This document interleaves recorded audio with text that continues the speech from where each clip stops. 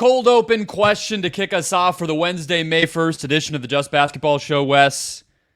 The Phoenix Suns are in the news. People think that this is the biggest travesty in the history of team building, and they got swept, and it looks very, very bad. But they don't have a million options here. They're kind of stuck. Head coach on the hot seat. Big three trades in the ether. What do you think the number one priority should be for the Phoenix Suns as they look out into their first offseason to really reshape this whole thing around Booker, Beal, and Durant? It's going to be tempting to go into the offseason and say, okay, what other players do we have to do to fix this? And I think that's maybe a Band-Aid solution and kind of missing the forest for the trees here a little bit. The problem is not the Royce O'Neals and the Grayson Allens and the Nurkic's of the world. That's not really the problem. I don't know just upgrading at backup center is going to take this team from barely making it out of the play-in tournament to title contender. This team needs its stars to get on the same page. This team needs its stars to build some continuity, and maybe that's a coaching change, and maybe it's not. But it reminds me a little bit of after the Heat lost, the Big Three Heat lost in 2011 to the Mavericks. What happened? LeBron James and Dwayne Wade had a meeting, and Dwayne Wade said, LeBron, it's your team. I'm going to play off of you. Here's how we want to run our offense. Eric Spoelstra went to Oregon, was tutored by Chip Kelly in the spread offense, brought principles back from that, and applied that to his Miami Heat team. And they just figured out, they had a baseline of failure, and they said, okay, how do we internally fix this? And yeah, obviously they go out and they get a Shane Battier and whatever. You can get helpful players, but it was really about the stars and the coach getting aligned. And that, more than anything, needs to be the priority in Phoenix right now. How do you do that? What's the system that needs to run that Kevin Durant is happy when he's not just standing in the corner running pick and roll? Who's the point guard? Who's initiating offense? Who's playing with force? What kind of system do they want to run on offense? What kind of principles do they want to follow on defense? They need to get on the same page because they clearly were not this season. And do they need a point guard, right? I mean, that's been the debate we've been having for a year with this group, but I think the way you put it is exactly how that group needs to handle it. Do the stars think they need a point guard? Does the coach think they need a point guard? Or is that just all of us barking about it because it's the obvious position that in a 2K, GM mode that they don't have filled out on the depth chart? So I agree 100%. My answer would be very similar, but be a real team for a few months. Be a real basketball team that makes decisions that build off of previous decisions, that gets continuity and chemistry, that just lies low and improves and develops. Like, not just since the new owner took over, but before that, this has been an insane 5 years for this franchise.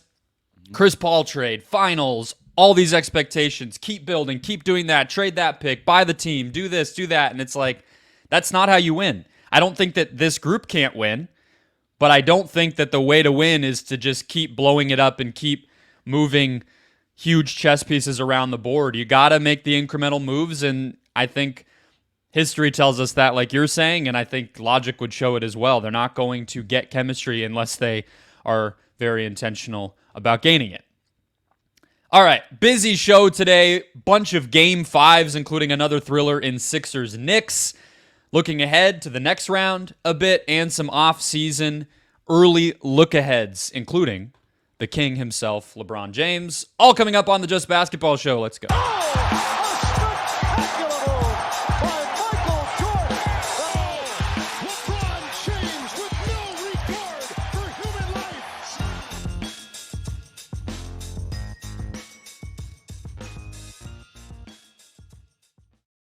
Welcome into the Just Basketball Show for Wednesday, May 1st. I am Brendon Kleen. That over there is Wes Goldberg. Second show of the week. We come at you 3 times each week, giving you a dose of all things hoops. We got a bunch of NBA playoffs to get to today, so let's dive right in. Today's episode brought to you by Thrive Fantasy, a player prop DFS platform where you can pick more or less on your favorite players across multiple sports, including the NBA and NFL. Sign up today with the code JustBasketball, and Thrive will match your first deposit up to $250. Want to remind you guys also to check out our social media channels, betting content, analysis, daily clips. We're going to be filling up our YouTube channel, so wherever you're finding us, hit follow or subscribe. Go find us on social media, Twitter, Instagram, TikTok. Content coming every day throughout the playoffs. All right, Wes. So game 5 of Sixers-Knicks was certainly the highlight of Tuesday night. And this series continues to be that. Just peak playoff basketball, honestly. Like, just grind it out. Kind of disgusting at times. And I mean that with the aggressive play and flagrants and technicals being thrown out at times, but also just the fact that you look at the fourth quarter and it's like Philly doesn't score for 4 minutes and somehow wins the game. Like, it is just, it is being earned, each and every win of this series. And so you have game 3 where the Knicks are able to steal one. And then you have here game 5 where the Sixers pay them back with a road win. So we have to start with Tyrese Maxey. I think this was the game of his life, but what do you think was the difference, big picture, that maybe allowed Maxey to go off the way that he did, that got the Sixers those little moments late in a game like this? Because they've been getting the wrong side of these close games in this series, and in this one they were able to pull it out. Yeah, I thought in the last game before this, Joel Embiid looked his best in terms of moving around the court and things like that. And then whatever happened, he stiffened up in this game, and he was not moving. He was back to basically going from three-point line back to the basket defensively, and that was really it. And I think Nick Nurse recognized that at some point and said, you know what, I'm going to turn the dial to our offense a little bit more in the Tyrese Maxey direction. And I thought that was a great adjustment that he made in the middle of the game because Maxey was flying, man. That dude was making everything. He was flying around the court. He was playing hard. And it was exactly what the Sixers needed in this game in Madison Square Garden. They just needed somebody to just say, I'm not going to let us lose. And even after the game, you know, somebody asked Maxey, one of the reporters asked Maxey about his mindset, and he just like, it was mandatory. You know, it was win or go home, and he just left it all out there. I love that game from Tyrese Maxey, and it speaks to me the biggest difference between Philadelphia and New York here. And I think this is a series. I think going into Madison Square Garden and winning this game, it is still anybody's series.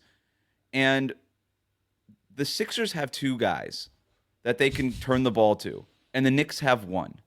They only have Jalen Brunson. And if the Sixers somehow come back in this series, and by the way, they are winning this series by point differential, only by 2 points, but it's been that close.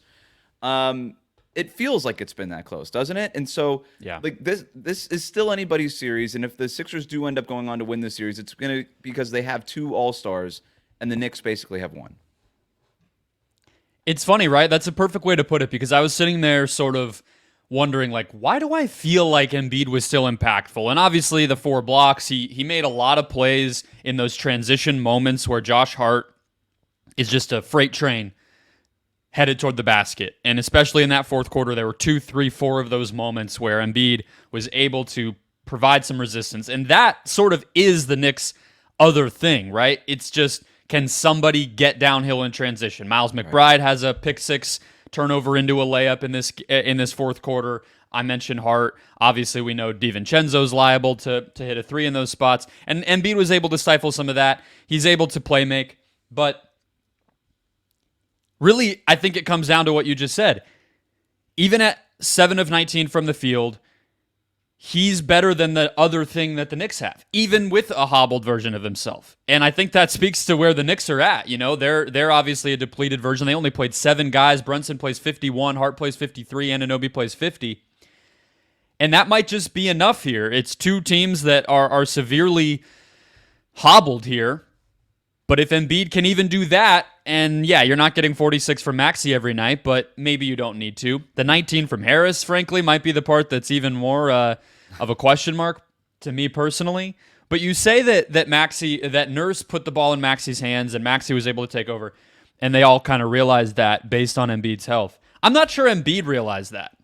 There were a lot of moments late in that game where they're still dumping it to him on the block, and whether it's just him passing out of it or broken plays or some of these chaotic moments, Wes, it felt like Maxey, to me, saved them from themselves. I didn't necessarily feel like in the fourth quarter in particular that it was necessarily as deliberate as it could have been. And maybe that just speaks to, hey, Maxey is a smaller player. He's still young. Is he really the guy you can just put it in his hands the way the Knicks can with Brunson and just have him orchestrate a pick and roll, get a mismatch, find space himself? Maybe not. Maybe he's not at that point, so it kind of needs to be that way. But, man, if not for Maxey being as aggressive as he was in the moments and times when he did have space, and I guess Embiid looking for him when that attention did come, I'm not sure the Sixers win this game, because just like in Game 4, Wes, they were still saying, hey, late in the game, what we do is we put the ball in Embiid's hand on the block, right, and we play off of that. And I do think maybe going into a Game 6 is when that finally changes. Maybe it took 46 points from him to open everybody's eyes to like, hey, I'm really, I might be the number one some nights here. Yeah, look, I think all of that is definitely fair. And you look at Joel Embiid, he had 9 turnovers in this game, and you mentioned it not looking deliberate in the fourth quarter. I think that was more just the nature of what this game was. Neither team looked very deliberate in the fourth quarter. It was a little chaotic the entire time. I don't know that anybody necessarily had it under control, and we'll get to what all this means in terms of like Tyrese Maxey's final shot and all that stuff, because I want to get to that. But there are going to be nights where Joel Embiid looks like he's the number one guy, right? And the Sixers are at their best when he is that number one guy, and you've got to try it. You've got to see every night, based on how hobbled he is and the limitations that he has physically, you just got to go in. Okay, is it a Joel Embiid night or is it not? Or is this going to be a night where he's a little limited? I still like when they dump it into him in the post. I don't like when he has 9 turnovers, but I like when they dump it into him in the post and Maxey's able to play off of it. It's still the offense. I just love Maxey getting up those shots. And in the fourth quarter down the stretch, it was just Maxey. I think you're right. It was almost like him just taking it, and he's like, you know what? I kind of recognize what's going on here, and that is him leveling up into that co-star. And the Knicks, just not to belabor the point here, but I just want to kind of go through the stats. Jalen Brunson's been phenomenal. Josh Hart's averaging 17 points, and he's their second highest scorer. 17 points on less than 40% shooting overall. He's actually shooting better from three-point range than his overall field goal percentage, which is kind of crazy. I don't even know how you do that. You just whiff a bunch of layups. OG Anunoby's 14 points per game. Miles McBride is 13 points per game. He was awesome last night. Dante DiVincenzo is sneakily the guy struggling here. Yeah. He was the guy over the last month of the season that seemed to be emerging as that number 2 scorer next to Brunson. And he's basically been a non-factor this entire series, benched at the end of, I forget which game, but earlier in this series. And that's been a struggle for the Knicks to try to, a hurdle that they got to get over. But if we want to talk about like the final shot and Tyrese Maxey, and this was a wild ending in this one. I mean, well, I have something on the Knicks real quick because I do think it's relevant, right? Like, I think you do see this, and you can point to other series where it is also happening. These shooters, if they're very dependent upon ball movement and others to create shots for them, you do see those guys struggle at times, especially in their first few go-rounds. Grayson Allen in the Phoenix series comes to mind. I think, obviously there's other shooting specialists in the past, a JJ Redick, a Kyle Korver. Like, you can't depend on those guys quite in the same way as you can in the regular season when you're able to really manufacture the types of offensive looks that you want, because those closeouts are a little stronger, the defensive game plan is there, the transition looks might not be there. It just sort of it does add up, and we have to remember, like, DiVincenzo playing this gunner role is very new, so that element of how they play and how he plays, maybe we were wrong to just sort of count on that, and I won't be counting on that down the stretch. I mean, look, Buddy Hield's getting benched on the other side, right? Because he just was not making an impact on the game for a very similar reason. So I think that is worth noting. But Tyrese Maxey, man, I mean, to me, it's like, I would love for you to give me your thoughts on the final shot, but the mentality point you made at the beginning there is exactly what I love about this guy. That he gets that Most Improved Player award the other night on TNT in the pregame show, and it's after that heartbreaking loss at home that they had. He's asked about it, and he just, like, the dude's like beaming ear to ear, and he's like, yeah, we're good. We're just going to turn the page, and we'll be back in the series. And what does he do? He answers that call, and he was right. Here they are. Right. I mean, look, the Sixers are, whatever it was, 20 seconds away from this being, a tied series or whatever. And so There's reason here to be optimistic. Let's get into the final 30 seconds here because it's just crazy. Before we get to the Maxey jumper, I almost just want to set it up. So Miles McBride makes a free throw line jumper, puts the Knicks up 6 with 29 seconds left. There's a break in the game there. The camera pans to the Knicks crowd. Everybody thinks that this thing's over. And, you got Patrick Ewing smiling ear to ear, this whole thing, and you're just like, oh boy. I went and rewatched it, Brendon, this morning, and I was like, you guys have no idea what's about to happen. The heartbreak. Luckily, Knicks fans don't have the beating traffic type of situation quite as much as other cities where it's like, yeah, you get into the subway station a little early. That's not as big of a deal. So I hope people weren't leaving feeling like the joy of the win. Yeah. And then check their phone when they were hopping in their Uber and they're like, wait, what happened? Yeah, we've all been there. So McBride makes that free throw line jumper. Game break. MSG is celebrating. They come back. Mitchell Robinson fouls Maxey on a three-pointer. Just stupidly lunges towards him. He kind of took the L after the game, talking with reporters. He's like he admitted that he basically screwed up there, but it was just an awful play. You just can't do that. I'm not even really sure why he was in the game. I know Knicks fans are upset about it. Maybe it should have been Hartenstein, who's a little bit more nimble, or even just you could have went small in that sense with Achua or whatever. But whatever. Mitchell Robinson fouls Maxey. Maxey hits the free throw, 4-point play. Sixers down 2. The Sixers foul Josh Hart with 15 seconds left. Hart short arms the first free throw. He makes the second one. If he makes both, this could have been over. Josh Hart ended up missing 2 free throws in the fourth quarter. It's not all on him, obviously, that this loss, but it does make you think this guy's exhausted when you're short arming free throws. That's a telltale sign of exhaustion. Maybe not play this guy 48 minutes every game in the first round.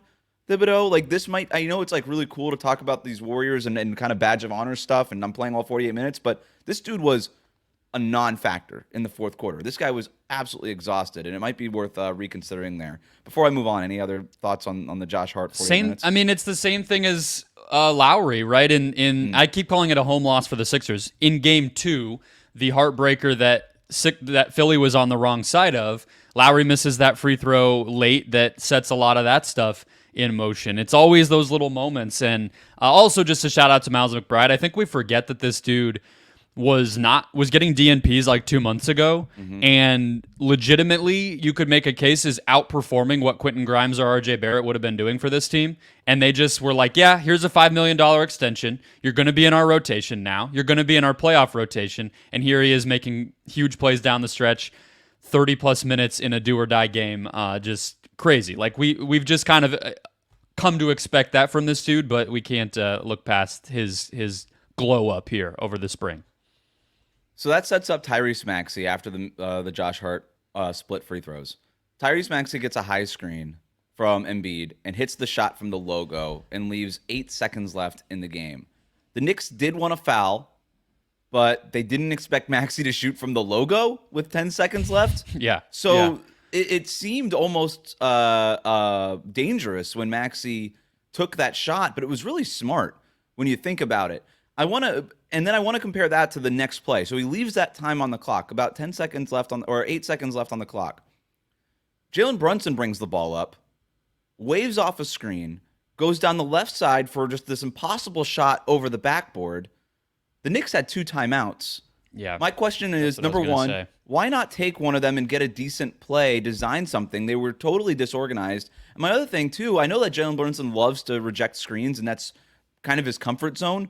But when you kind of take away half the court, that's how you end up getting pushed all the way to the sideline and getting that impossible shot, whereas Maxey used the Embiid screen to get to the middle of the floor and kind of get an in-rhythm, I could take a couple of dribbles jumper. Again, almost impossible shot from the logo, but at least it was almost impossible versus Jalen Brunson's shot at the end, which was totally impossible.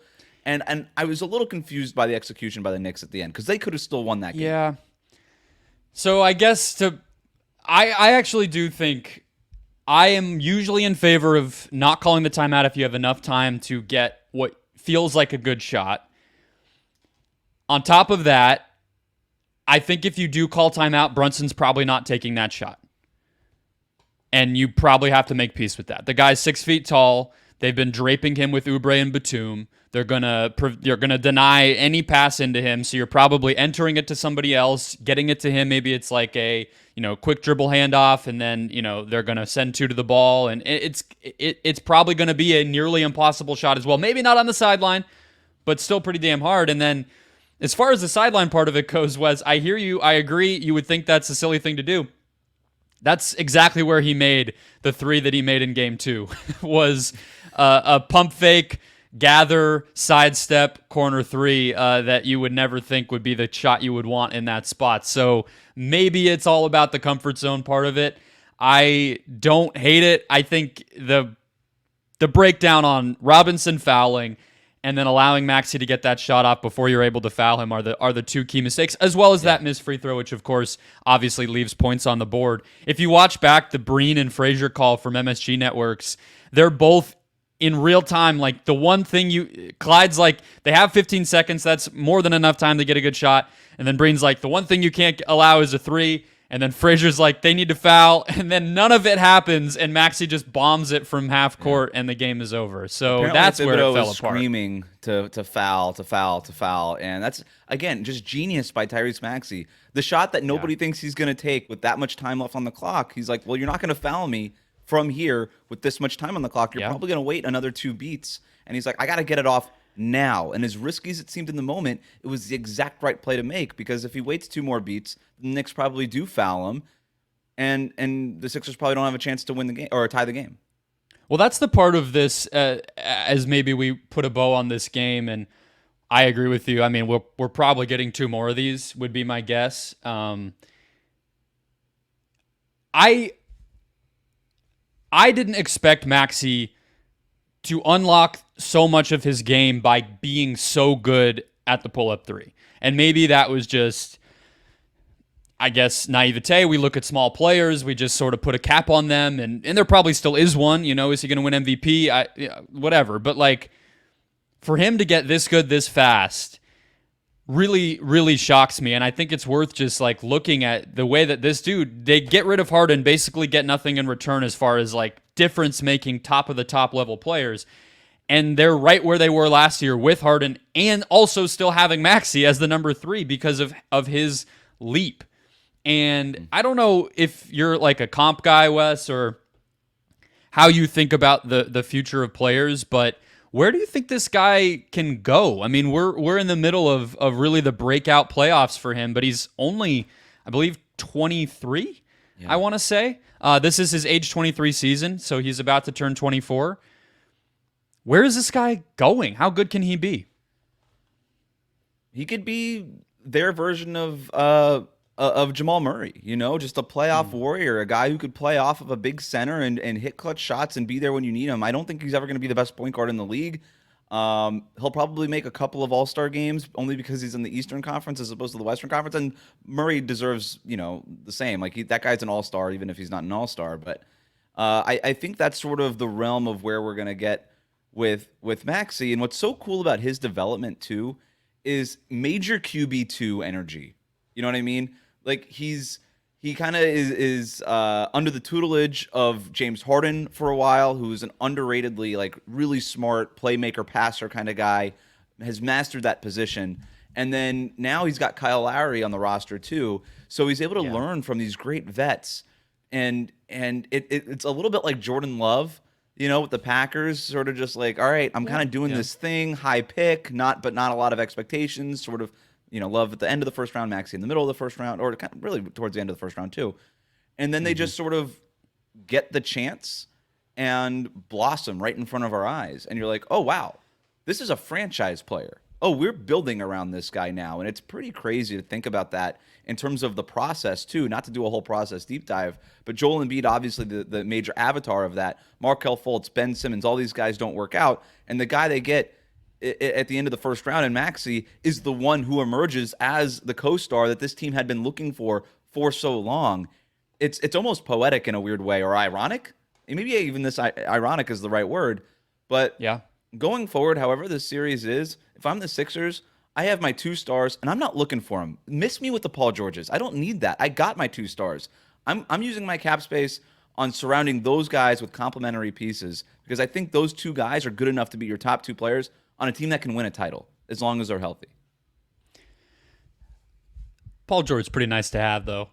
You know, Sure, but I think can there's tell something you to be said about like pecking order in the NBA, and it's disrupting it. Yeah, I mean, it is like, again, you know, it's an easy thing to do. Like the night after we just watched this dude have a historic playoff game to say some of this, but I don't think it's wrong that there is a counterpoint to the whole bites at the apple idea of like, let's just take Nerlens Noel and you know, health and fit be damned, or like, let's just try this with Jahlil Okafor versus what guys fit with the dude who's the best player on the team. You know what I mean? And this guy does. But I agree with you that Donovan Mitchell, Jamal Murray, that's kind of the pocket that I was looking at too in terms of like where this is going. He's always going to be small. You know, he also in this fourth quarter had a botched layup attempt, like the finishing with that size. And he's a great athlete, but you know, there is probably a cap, but I mean, I would have told you the cap was a lot lower than 46 in a playoff game, so maybe I should just, you know, shut up and kind of watch how this develops. Like, I think it's really the sky's the limit, and it just, again, speaks to, hey, when you can make that pull-up three and you can create it for yourself consistently, you're going to be a really impactful player no matter what. The QB2 concept, though, my head went to the same place. This guy played with Cade Cunningham in high school. He goes to Kentucky. Emmanuel Quickley is kind of the highest usage guy. They have Ashton Higgins, who's not really been much of an NBA player, but he's really like their kind of orchestrator at the guard spot. You know, one of those Kentucky recruiting classes where dudes are just all at the same position and guys are vying for playing time, similar to what happened to Shai Gilgeous-Alexander. Maxey gets opportunities, but I think that's part of why if he went to Rutgers and put up 30 a game, I think he probably gets drafted higher, you know, and here he is now, kind of this delayed breakout. So very, very cool. I have a list for you before we jump to our next topic, Wes. Let's do it. Top 5 guys who are surprisingly valuable in the modern NBA playoff edition. So this is players who you would not think, because of their style, their limitations, what they are as an athlete, you would never think they could be important to their teams in a postseason environment in the year 2024, but they are. Number 5, Jared Vanderbilt. Cannot shoot a lick. And yet, I think a lot of us were like, could he have done something against Jamal Murray in that series? And last year, obviously, was good against Curry and Murray as well. Number 4, Jose Alvarado. Guys, like, I like the sound. That's like a like an organ, like is that what it is? Some sort I was of trying to go for like organ? Super Mario, like hitting a coin kind of thing, but without the copyright infringement. Yeah, I don't. Can you copyright that short of a sound of a coin? I'm not sure. They probably did. Alvarado's like 6 feet tall, hardly an athlete, although you know neither am I. But for an NBA player, not much of an athlete, and yet the guy is like fundamentally vital to the Pelicans every single year this time of year. Number 3, Kevin Love.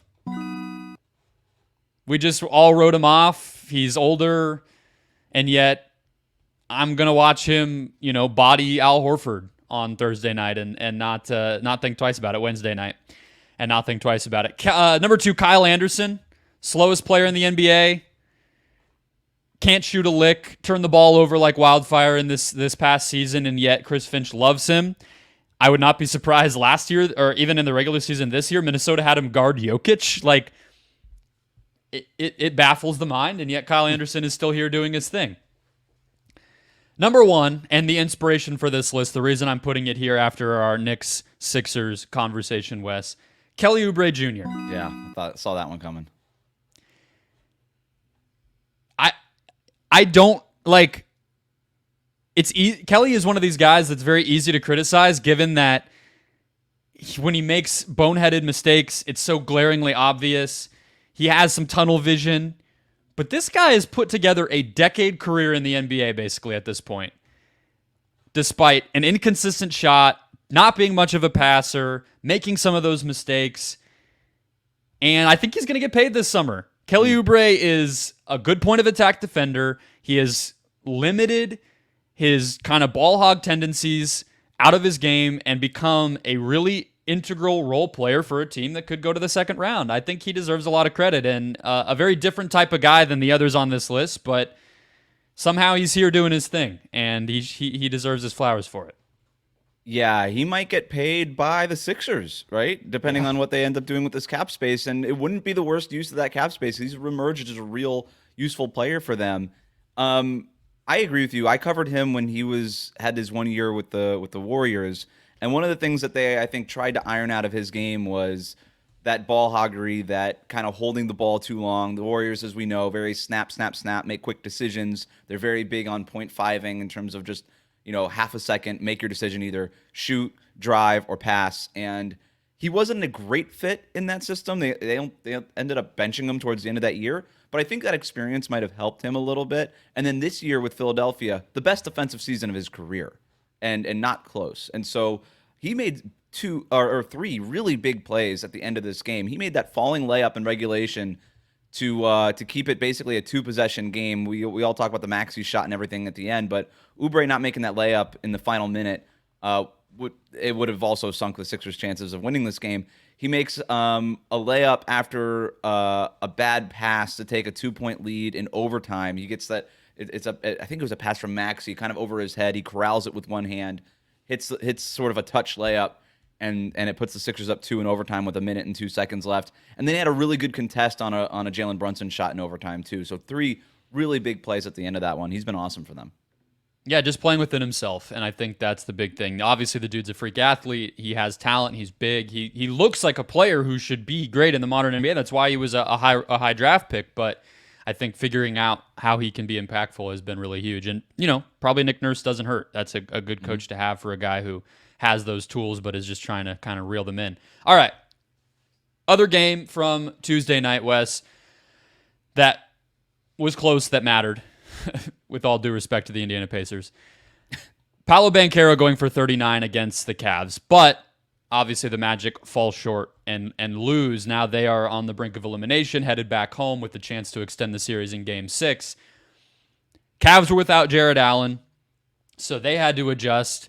Darius Garland has a big first quarter, and yet Paolo has been the one constant offensively for a Magic team that, frankly, it's a struggle to get over 100 points for, right? Like that has been the season, that has been this series, and somehow, Wes, Paolo is putting together a series where his efficiency is better than it was in the regular season, and I believe his usage is higher. I mean, this is what a breakout looks like, just like we were talking about with Tyrese Maxey.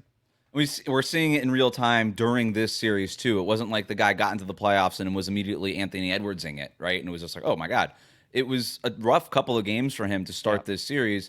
But what I love about Paolo in the series is you could see him figuring it out, right? He was trying to get to the basket against Cleveland. It wasn't working with all their size. His shooting percentages at the rim were horrible. And he was like, you know what? I'm going to flow it out to three-point range. Well, Paolo's not a great three-point shooter. He's a fine one, but he's not a knockdown, pull-up guy the way that Maxey or Jalen Brunson are. And so it's been hit or miss from him, pretty streaky from three-point range. But he's finding his spots in the mid-range, which is his bread and butter against this Cavaliers defense. And he's starting to go from finding his spots to, I thought in this game, Brendon, manipulating the defense a little bit more to get to sweet spots in rhythm the way that he wanted to. And that's why it added up to 39 points. And that's really cool. If you're a Magic fan, however, look, I've been on this the whole time. If you're a Magic fan, win or lose, all this is icing on the cake. You just got here. It's all about growth. You're not winning the championship. Everybody knows that. It's about growth and proof of concept right now for the playoffs, and if you're the Magic fan. And what Paolo Banchero has shown in these playoffs is that dude is a playoff player that can figure out a team in a series as that series goes on. And you got to feel really good about that. And also, by the way, Franz Wagner has gotten better as the series has gone on. But those are the things that you got to feel good about. He is making 2/3 of his mid-range shots in this series, of his long mid-range shots. Yeah. 16 of 24 from long mid-range. And that's going to be, I think, the thing that makes a difference for him. Because I agree. I mean, expecting the three-point shot, especially some of those pull-up 3C takes and everything, his form's a little slow. It doesn't feel like a natural shot for him. You'd like the spot-ups to get there. But if he can even, we talk about this with guys like Giannis, right? even Tatum to a degree, although he can make the pull-up three. That middle scoring spot is enough when you have the ability to get to the basket and you are so strong and you can post up and you can play make the way those guys can and you're going to get offensive rebounds and transition buckets. It's like, it's just a little more to keep the defense honest. And again, for this guy to be doing it at age 21 is huge. Just that it's why I think you would have to make the case in some of these situations that getting the playoff experience at all costs, so to speak, is valuable.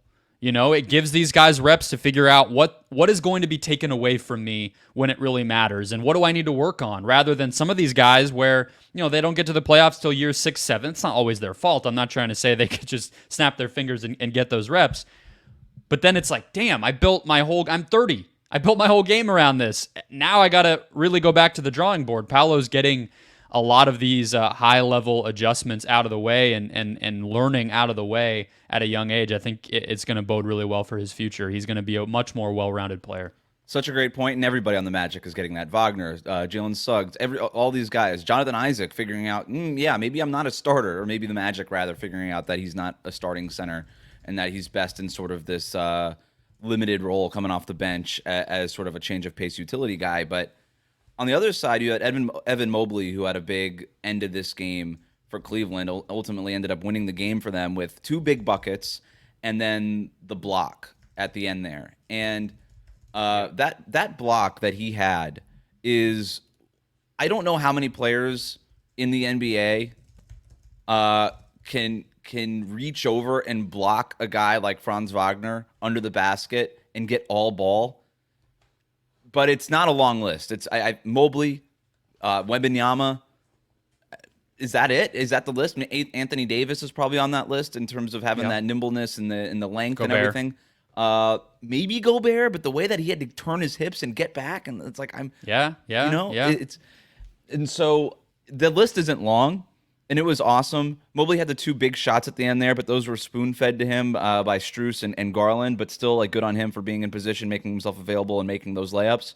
But the block is really the big play, and you've got now 2 young players getting their playoff experience, and Mobley having the signature play of his career so far with that block on Wagner. Just cool. Like, this has not been honestly a very interesting series. It's been kind of hard to watch, and I don't think anybody wants to see it go 7. But it looks like it's gonna go 7. But if there's any takeaway here, it's like, okay, cool. We got cool Paolo Banchero stuff, and we got cool Evan Mobley stuff out of it, and that might be the highlight of it. I gotta say, and I think we talked about this the last time we hit on this series last week, Wes, and it sucks that my mind always goes here, but I think whether they win this series or not, the Cavs are going to have to make some decisions this offseason. And to me, watching Evan Mobley handle the center position like this and win a game and make plays like he needed to, and offensive plays too, short roll passing, to me, I think that for him, I worry that his mentality has been such a roller coaster over the course of his career, whether it's, okay, Allen's out, I'm playing center, whether that's in a game when they're staggered or when Allen has to miss time. Okay, now I'm playing power forward. I'm shooting corner threes now. I'm guarding this guy. I'm not a rim protector anymore. I think he has the basic ingredients one-on-one in like pared down moments that can make him a really special player. That's why he was a top 3 pick. Right. He's awesome in isolation as a defender. He's awesome making, weak side help rotations like he did on Wagner there. I think he struggles when he's defending 2 at the same time, defending the pick and roll. It feels a little Ben Simmons-ish when he would try to play center, where it's like, okay, can what he does actually translate to this? But you got to see it. And similarly with offense, what can he actually do when there's space? What can he do when there's not somebody in the dunker spot? And, lesser role players, George Niang gets benched in this game, which I think just speaks to Cleveland's lack of depth.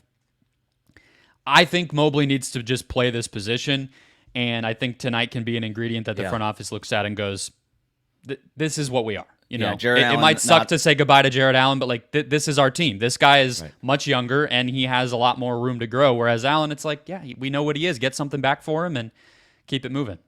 Yeah, I don't know if we said this already, but Jared Allen out for this game, and that's why Evan Mobley was playing that spot. Looks like he's probably going to miss the next game too. So Mobley's going to get all the proof of concept we talked about with Orlando applies to Cleveland, right? It's whatever happens in this series is almost immaterial because we all know how it's ending for both of these teams no matter what. And so, like, if both of these teams could lose this series, that's probably would be the outcome. It doesn't feel like any team really wants to win this series, but you're getting real quality stuff here in terms of evaluating your roster as a front office. And I'm with you. The hard part with Cleveland in terms of a roster building perspective is Jared Allen is a better player than Evan Mobley right now. Donovan Mitchell is a better player than Darius Garland right now. And you might have to trade both of them and take a major step back in order to kind of get your young players and the cornerstones of your franchise in terms of Garland and Mobley to start bearing some fruit here. Because those other guys are basically in the way. And that's a really tough decision for a front office to make.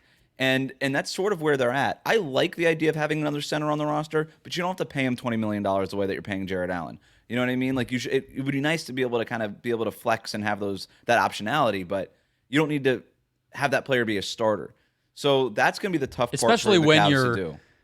You have a power forward who can do a lot of the things that doesn't require having that full-time center around. Like the Pelicans, they have a star power forward they're trying to build around, but Zion needs a Jared Allen. Evan Mobley is a different kind of guy. He doesn't really need that. And I think the same thing can be said of Garland and Mitchell. It's just a weird overlap in styles that's developed as all four of those Cleveland stars have grown together that actually made them fit less well, which it's a very strange team building problem to run into where you have these two guys, you add Allen and Mitchell over the course of their rookie contracts, and then you're just going to kind of dump them once the players are hitting their prime. It was like these training wheels, and what did you really get out of it? I don't know. It's more of an offseason conversation, but it's weird. None of it was a bad move for Cleveland. It wasn't a mistake. No. You got Jared Allen for nothing when Brooklyn was clearing house to try to get their big three or their big two with Durant and Kyrie Irving. Of course you're going to go ahead and grab Jared Allen. Why wouldn't you? You know, you were able to sneak in and get Donovan Mitchell. Why wouldn't you make that kind of play to go get the biggest star you've had since LeBron left town? Like, all of that stuff on paper makes sense. I don't think any of this and they're going to get wrong. to the second round, which is, I mean, I said, what do you get out of it? I mean, that's an accomplishment, even if it feels a little hollow given what we're talking about. For sure. All right. Since the Just Basketball show last published, Jamal Murray snatched the Lakers' souls out of their chests once again. So we're going to wrap up that series, look ahead to LeBron James's future, preview Wolves Nuggets. First, Homage is an ultra-comfortable specialty apparel company with NBA and WNBA licenses that uses vintage-inspired designs to pay homage to the greatest traditions, stories, and figures across sports, music, and pop culture. Use the link below. Make your purchase. Support the Just Basketball show. Mother's Day, Father's Day coming up. Get some gifts. Whatever your parents love, ideally, Homage will have something for you. It's not just sports and pop culture either. They have national park shirts. They have WWE stuff. It's awesome. Check it out. Soft, comfy. Wear it around the house. Wear it to work out. Wear it out for the night. All that good stuff. Support the Just Basketball show. Click that link. Make the purchase. We get a little back. Okay, Wes. Wolves Nuggets. These teams played a ton in the regular season, given that they are in the same division. They played in the playoffs last year. And yet, frankly, not many of those games had Karl Anthony Towns and Naz Reid and Jaden McDaniels, a full-strength Minnesota squad. We also are coming off of a series where I think the Wolves blew expectations of what they were going to be this postseason, frankly, out of the water. And so I'm not sure how much the regular season or even last playoffs can really be used to measure how close this series is going to be.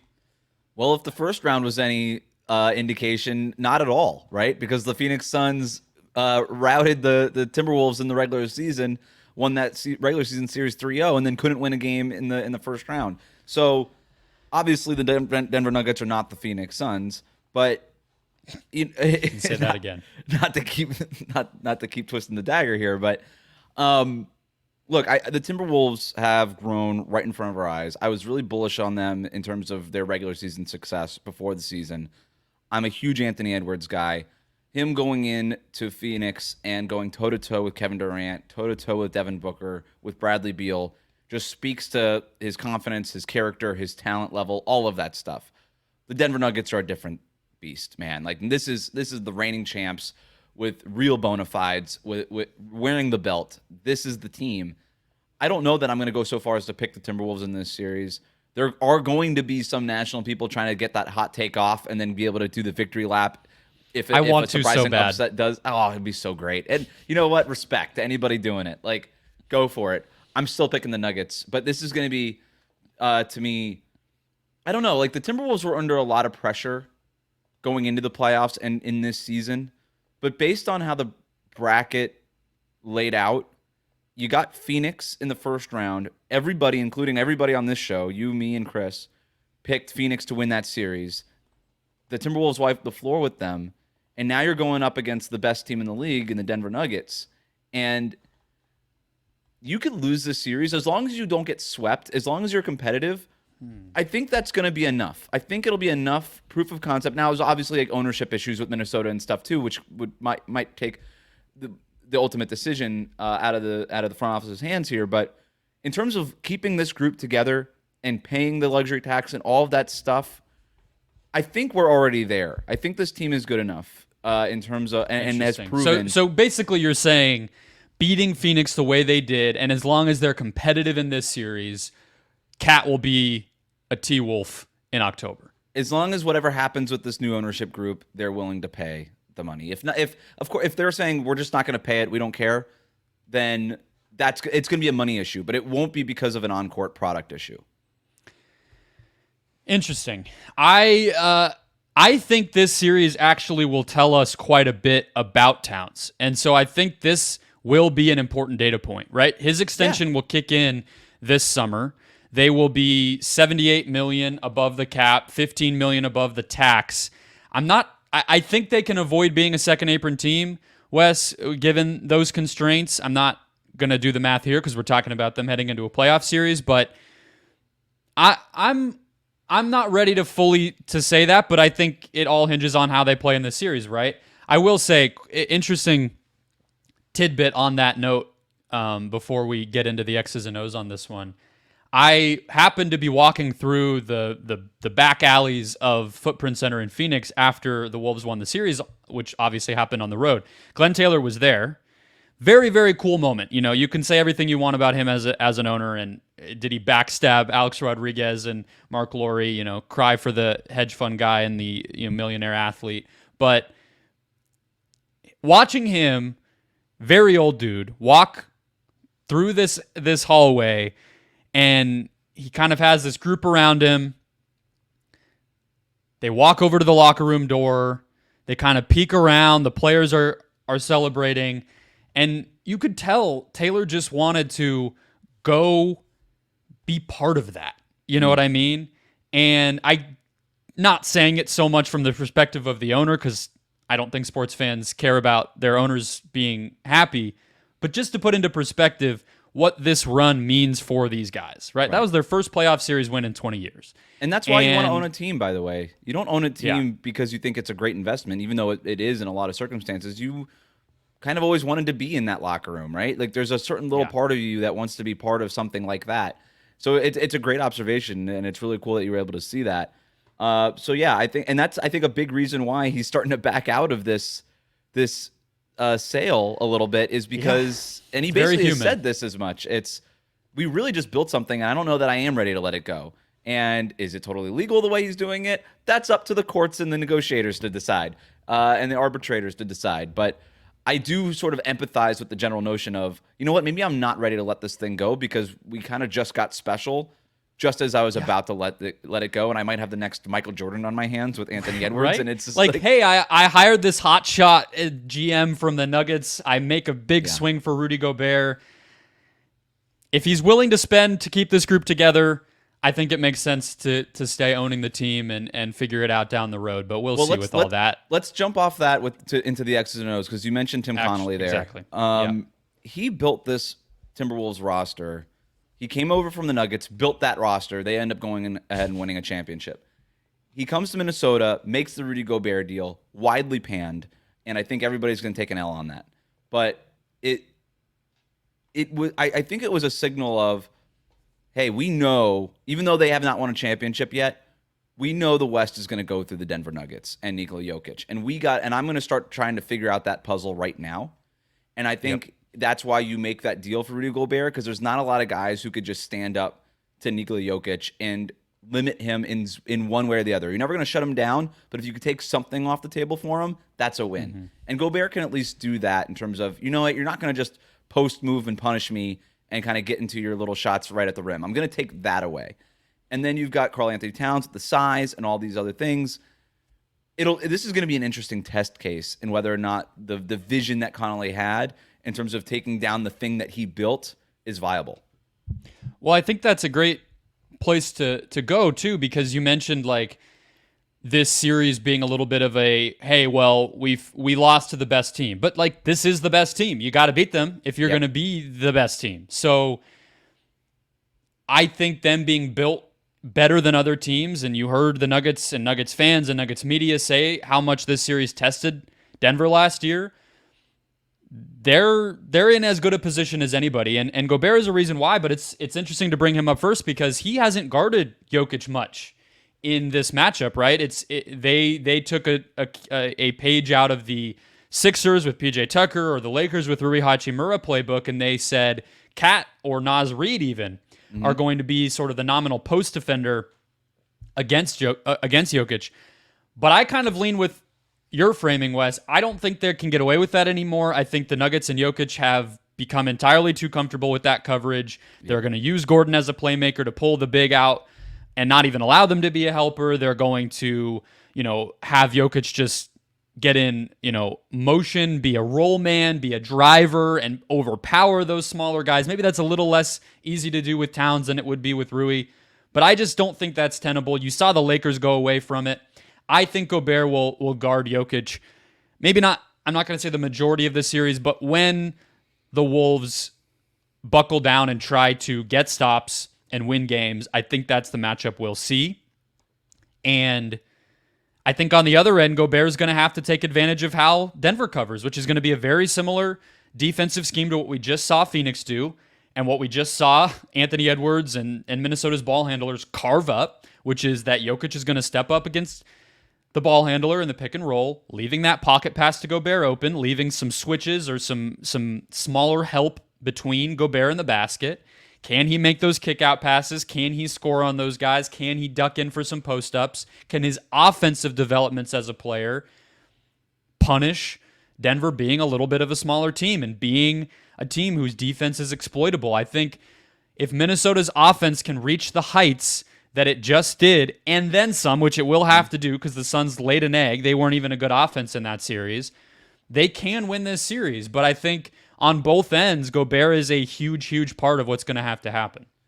Yeah, I agree with you, and I think they probably I think they are going to just play it straight up in crunch time when push comes to shove. And what I like about that is I'm really interested to see what they do with the matchups, because I think we also saw something from Anthony Edwards in that first round going toe-to-toe with Kevin Durant and picking him up in crunch time. Is Anthony Edwards going to guard Jamal Murray in crunch time in this series? And I love that, for Jamal Murray, who's going up and down, like around these screens and all these things. Like Anthony Edwards is really good at kind of getting skinny or fight, or just not, or just getting bigger and fighting his way through the screens and doing all those things.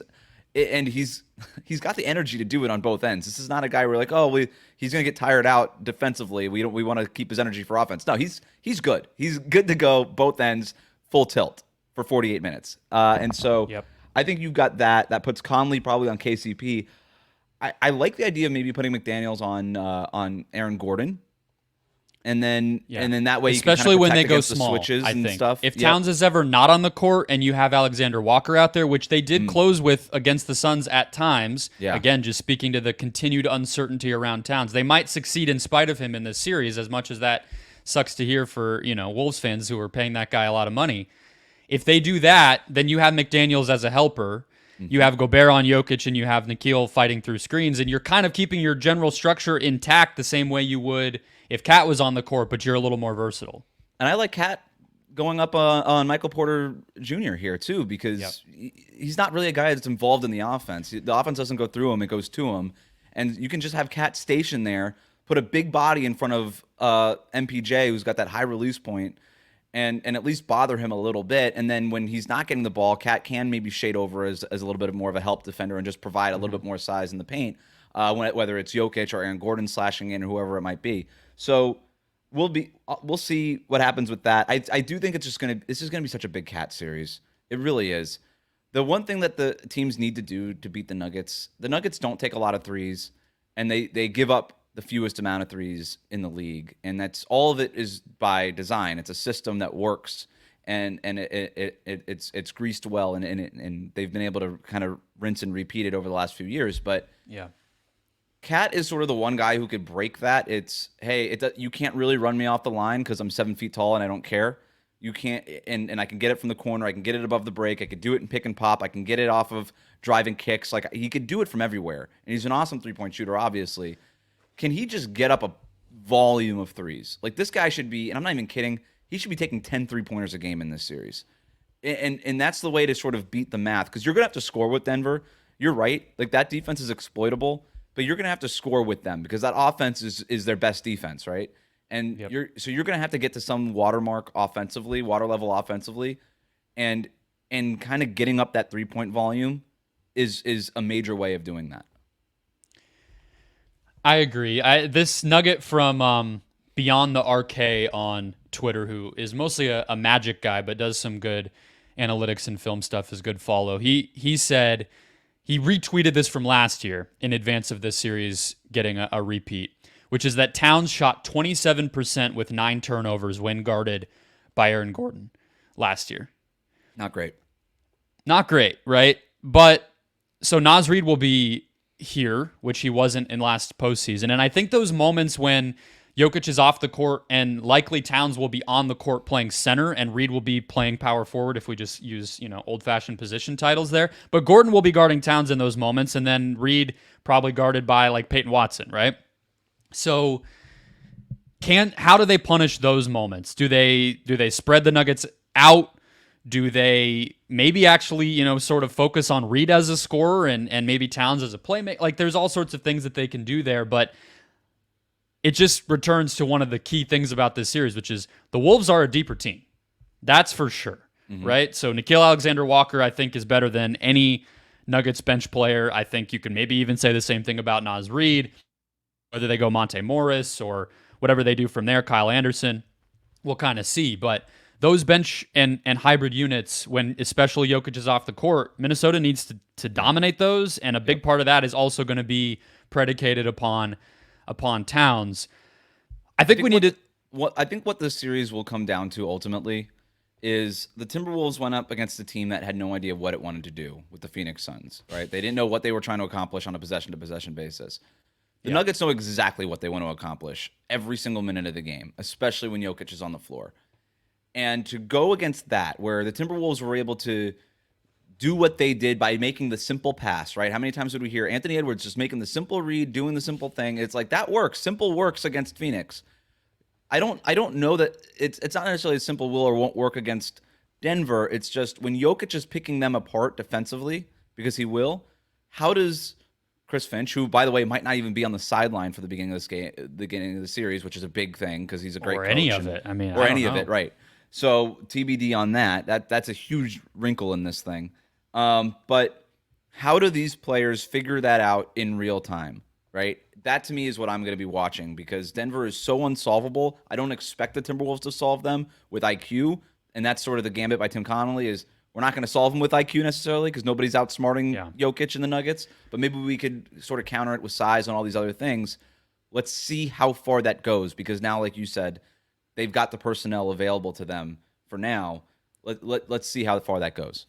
Well, and a big part of what they were able to do to Phoenix, right, in terms of their offense reaching a level we didn't expect, they scored in transition like gangbusters. Yeah. The Suns were just feeding them opportunities in transition by turning the ball over, by not getting back. Anthony Edwards, that like prowling like a leopard little gallop that he does when he's kind of, am I going to attack in transition? Am I not? Like, that's one of the most scary things in the NBA. The Suns just decided to lay down when those moments happened. And that's not going to be there against the Nuggets. They're not going to make mistakes. You have to pitch a perfect game to beat them. But I think I'll just close with Ant.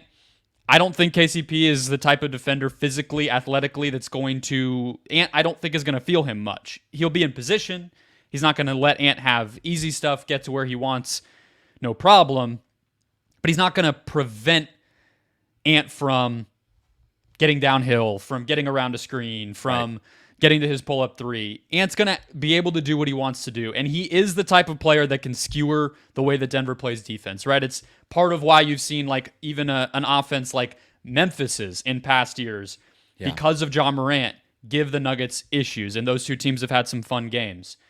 If Ant can consistently get downhill, which if you watch back film from this year, there's times where Jokic would come out to the level of the screen. Ideally, the point of that is we're going to get the ball moving. We're not going to let the ball handler beat us. Right, create a wall, get it going side to side. Yeah. Exactly. And Anthony Edwards said, bet, and just got downhill. Just ran past Nikola Jokic. And if you can do that, you're saying, can Ant finish on Aaron Gordon? Can he draw Gordon as help and kick it? And we saw the role players step up. And those guys need to be in an attack mentality from deep and everything. But that's how their pick and roll coverage falls apart. That's how their we're going to prevent threes mentality falls apart. And that's how you can really start to make the Nuggets uncomfortable. Yeah. Problem is, good thing getting there because they've lost like single-digit playoff games across 5 rounds in a row now. But I think Ant, if he can continue to be at the level that he was, is certainly a player who could do that to them. But the other team on the other side of Denver, LA, the Los Angeles Lakers, Wes, are facing some interesting questions heading into the offseason, which is a thing you could just postmark as true of every LeBron team for his entire career. The short contracts, the trade rumors, the uncertainty, but especially as he nears 40, I think it's an interesting season for it. He has a player option. The Lakers did not make a move at the deadline with the idea of, hey, we're not going to just, send off the farm for incremental improvements without the certainty of having this core in place long term. Darvin Ham's name has come up as a hot seat.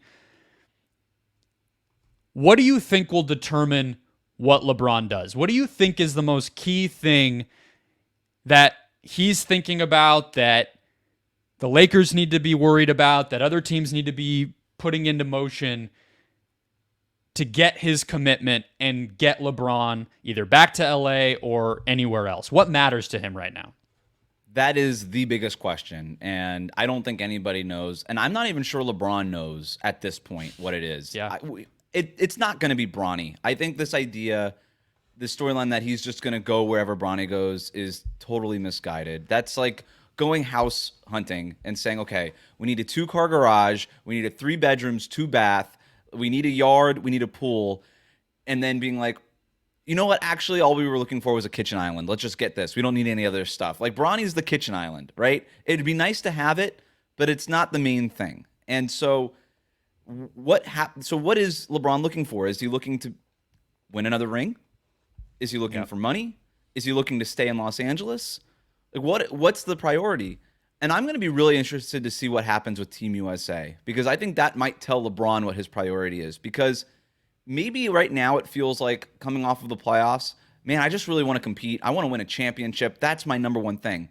But at 39 years old, going on 40, if he goes on and saves Team USA after a disappointing showing at the FIBA World Cup, and he says, I'm going to lead Team USA to gold in Paris, and on a star-studded team, but I'm LeBron. I'm still the biggest deal in every room that I walk into. It's my team, and it will be. I'll be Kobe in 2008, right? That could be his crowning achievement, arguably, is if they go ahead and win gold, he'd be like, boom, done. My legacy is solid. I just saved America.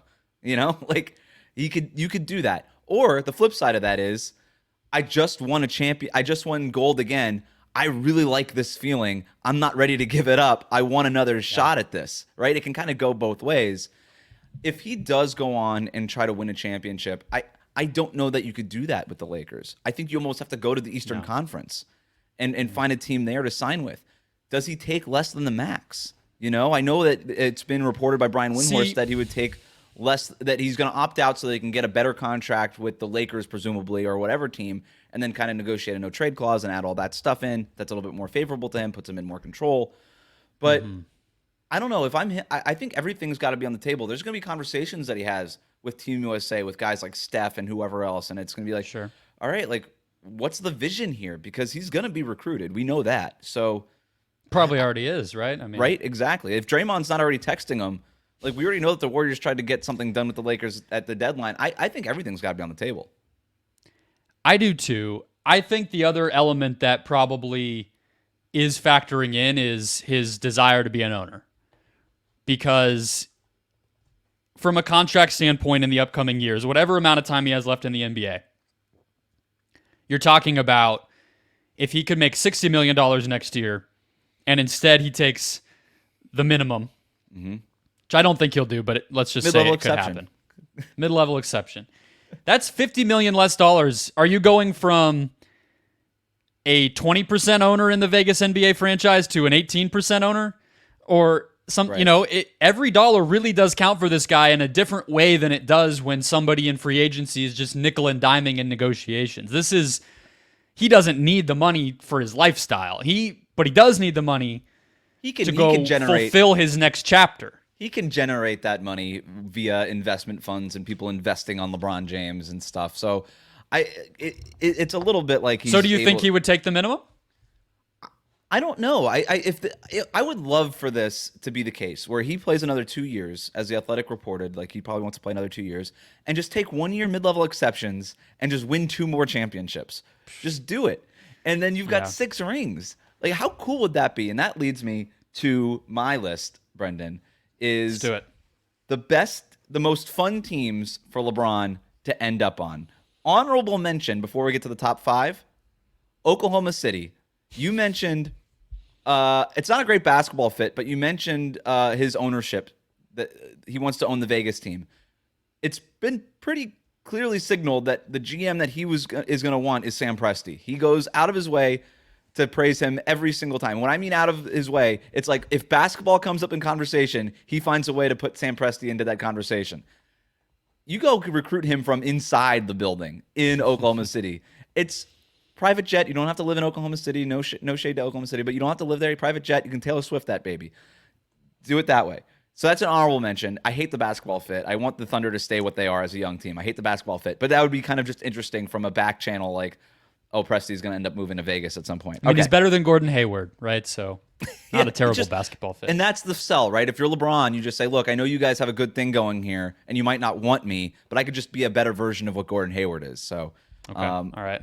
All right, number 5. You ready? Yep. Chicago. It's fun because it's Michael Jordan's team, and it would just be fun if Michael Jordan went there, or if LeBron James did there, tried to win the ring to tie him with Jordan in Chicago. Does he see Kobe White as perhaps a young Kyrie Irving, Patrick Williams as a core piece? You'd have to make another trade. Could you get him and Anthony Davis to Chicago? Who knows? I don't know. There's Anthony Davis. We're number 6 again. Go back to that era. Yeah, I like it. Thing. Number 5. All right, number 4 is Dallas. Reunited with Kyrie Irving. You get him with Luka Doncic. What I like about this too is it would be the best big 3 in the league: LeBron, Luka, Kyrie. You would be able to, if there's a limit on Luka right now, it's his conditioning, and then you get LeBron to get Luka under his wing and kind of teach him the $1 million a year on your body whole LeBron system, right? And then basically, if you're LeBron James and you win a championship with the Mavericks, with Luka and Kyrie, and then you sail off of the sunset, you could almost claim victory for every Luka win after that if you can get him into LeBron-like shape. And that would be great for his legacy. So we know that that LeBron is a storyteller and he likes to spin a tale. And that would be something when I went to Dallas, right? Yeah, I like the narrative you're building. I like that there is a story element to it. I could see the Last Dance episode, part 2 with LeBron featured of the Dallas chapter, and he's in the weight room with Luka, and Luka's puking, and I can definitely feel it. But again, basketball fit wise, it's a little rough. They're both kind of the same player in terms of how they're used. That's a rough. They'd figure it out though. Speaking of proteges, The San Antonio Spurs. LeBron Speaking of guys you can't say enough good things about, right? Greg Popovich. You get to finally be coached by Greg Popovich, a coach you respect and have always kind of wanted to be coached by. You get to get paired with Victor Wembanyama, who could be your co-star right now going into your sophomore year. Like there's your top 2 players. You probably have to make another deal somewhere, somehow, to get a third guy there and flesh out the rest of the roster with some depth. But that's easy to do once you've got LeBron in the building. He can recruit that. And everybody says Victor Wembanyama needs a point guard. LeBron could be that point guard. Good. All set. And then you kind of do the same thing with Luka, where it's like, I came in, I was Victor Wembanyama's David Robinson, right? I was able to kind of shepherd him to his first championship, and he just took off from there. One of the all-time great careers. It all started with LeBron. Be kind of cool. All right, that's number 3. Number 2, obvious reasons, the Golden State Warriors. I don't love even having this number 2 because it's kind of fun, but then also at the same time, I kind of hate it. Yeah, like the thing with that with me is like even if they got him and let's say they had to give up very little, are they winning a title? I don't think they are. I think they're like pretty close to what the Lakers were this year. Yeah, because you would probably have to get rid of all your depth. It would be the Wiggins contract, then all the young pieces, and then whatever draft picks they have. And so you're looking at Steph, LeBron, maybe Clay still comes back, Draymond, and that's pretty much the team, and Kevon Looney for fun. Like that's pretty much the team there. That's a good average team. Age 36. Yeah, they'd be broken down by the playoffs, but it would be fun in a, oh my God, all these legacies are now tied together. What do we even make of this from a media perspective? It would at least be interesting. I also would totally hate it. I probably should have made this the honorable mention. I don't even know why I have it number 2. It should be number 5. Number 1. We know where I'm going with this, right? Yeah. The New York Knicks. Oh, I thought you were going Miami Heat. No, you know what? It would be, but we've been there. We've done it. I don't know that it's terribly interesting for anybody. No, the New York Knicks. So here's the thing with LeBron is he still has a lot of haters out there. And if he went to the Knicks and won a championship and was the co-star next to Jalen Brunson and could be coached by Thibodeau, who's a good coach that he respects, and you go to New York City and you win a championship in Madison Square Garden, that the haters are going to fall away because New York City is the epicenter of media. It's the epicenter of opinion. It's the epicenter of culture. And if you win over that town, you are going to be beloved for the rest of your life in a way that nobody really is outside of perhaps Michael Jordan, right? And so in terms of legacy building and storytelling, going and winning the championship for the Knicks, and I actually kind of love it as a basketball fit, makes a lot of sense, and it would be really cool. And I'll say this, I do think LeBron, if he is going to move from the Lakers, go to the Eastern Conference where it's easier. Go back east, where there's a little bit less of friction on the path, and you can maybe have it easier. You can win 48 games and not be a play-in team, right? You can win 48 games and be one of the top 3 seeds in the Eastern Conference, and maybe have home court advantage in the first round. Like, it's an easier path. Yeah. And the Knicks would be kind of just like the coolest, obvious version of it. There's this stat that's been creeping its way into a lot of these conversations, Wes, that I find funny because it wasn't getting talked about until he was about to be potentially a free agent here, but that nobody, I think in any major American sport, has ever won a championship with 4 different teams. That's been thrown out there. Like, I think Nick Wright was talking it up and different people like that. To do it in Miami, not sure. Los Angeles, and New York, not just 4 different locations. Miami, Los Angeles, and New York. And then he should do the 1 year in New York and then do 1 more year in Chicago, and then you've got it. There you go. I love the way you're just assuming, like, and then they'll just win the championship. Like, but I think that it looks, so this year I think we've learned, right? And we can wrap up on this. Like he was pretty much a first and fourth quarter player in this Denver series. Is that fair to say? Like he would come out, getting downhill in transition, very aggressive, lurching out, blocking Jamal Murray's jumpers out of nowhere, blocks at the rim, great moments, and then just sort of bide his time as that lead trickled away and Denver made its run, and then he would be like, great, they're going to do that, so I'll save my energy for the fourth quarter, and I'll make one last push there and see if we can get some of these wins. It didn't work because the Nuggets are the Terminator, but I think it highlights that we are finally seeing the next whatever. This guy is not in his prime anymore. This is not the best of the best of the best. You put him as the number 1 option on your team, and you're going to be this good and get that far and have this much of a chance to win the championship. So I do think that has to factor in. I'm not saying anything. It's not even about Anthony Davis. It's about the fact that after that, it's Austin Reeves. And there's no depth. Right. And everything else. And so I do think the basketball situation, in order for him to even feel like he has a good chance to win a title, has to be significantly better than it is in LA. And that means, are you really going to want your team that's getting you to trade for you? Because then they're going to give a bunch of stuff up. Are they even going to be good enough anymore? What's the age and mileage on the guys you're joining?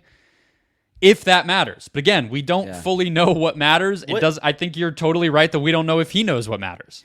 I love the way you frame that too, as sort of like a first and fourth quarter guy. Like we're kind of entering the Mariano Rivera portion of LeBron's career, where maybe he's just the ultimate closer that leads to championships, right? Rivera's got 5 championships. LeBron's got 4. You know, there's a chance for him to get. I do. If he plays this summer right, there's a chance for him to get another one. There is a chance for him to get 5, and that has to be in the back of his mind. What's the best option if that is priority number 1? Forget Bronny, forget money, forget ownership, forget comfort of LA, proximity. Yeah, just go to the best team already. Just go to Denver. Yeah. But that's and that's where I was gonna. That's what I was gonna ask you was, what would be the best possible team that he can go to without getting the Kevin Durant shade when Durant went to the Warriors in 2017? You know, because you can't go to the ready-made team. It can't be Denver. It can't be Boston. It can't be either of those teams. So is it just those two? Is there another team on that list? I think he would get that similar shade if he did go to the Warriors, even though we seem to be in agreement that that probably isn't even a contender. It would just feel like, even more than Durant, it would be like you're joining the team that was you. If you had a rival, given how many eras of your career there have been, it was the Warriors. It is and almost for your a little last hurrah to be there. Like, what are we doing here? It's a little bit like nobody wants to see the Warriors break up. Like everybody wants to see Steph, Clay, and Draymond end their careers together. Nobody wants to see LeBron go be a part of that, especially if it costs them Klay Thompson or something like that. Especially because of how much that rivalry is already kind of split apart over the years. They hated each other. Now they're all best friends. Like, what are we really doing? And then if they were to play together.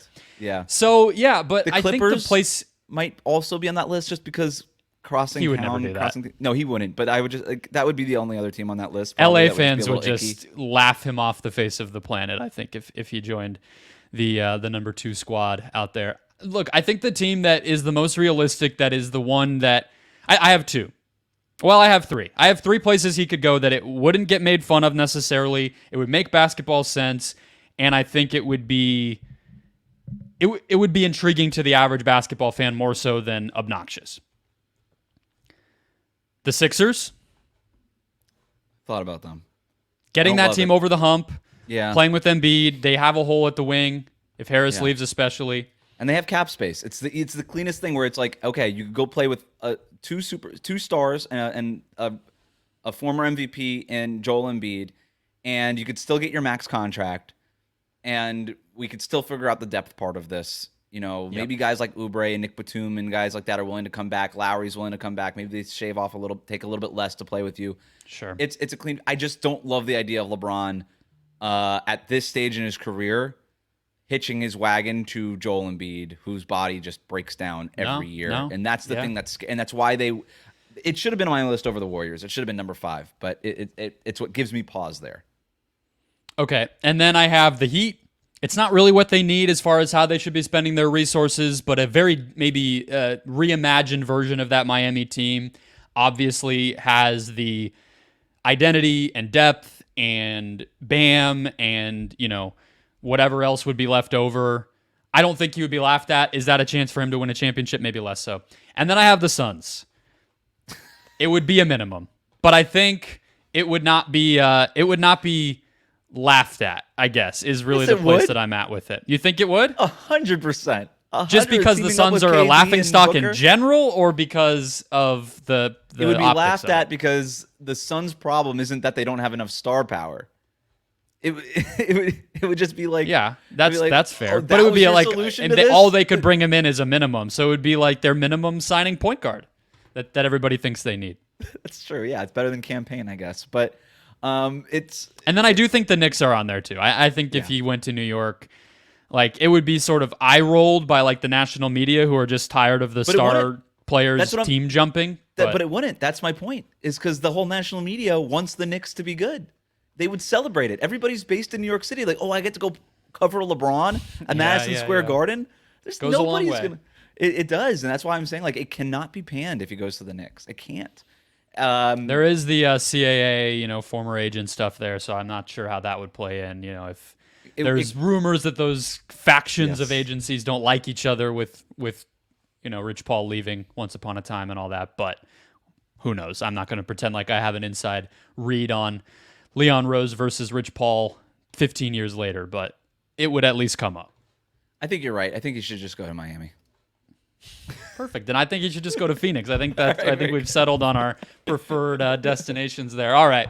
That'll wrap us up for the Wednesday, May 1st edition of the Just Basketball Show. Back later in the week, Chris and I will have you hooked up on more Game 5s as the playoffs roll along, more postmortems as these teams get eliminated. It is that time of year. Hit follow or subscribe if you haven't already. Get a new episode in your feed every single Monday, Wednesday, and Friday here at the Just Basketball Show. Don't forget to follow us wherever you get your social media content, as well as our YouTube channel. And we will catch you guys later in the week.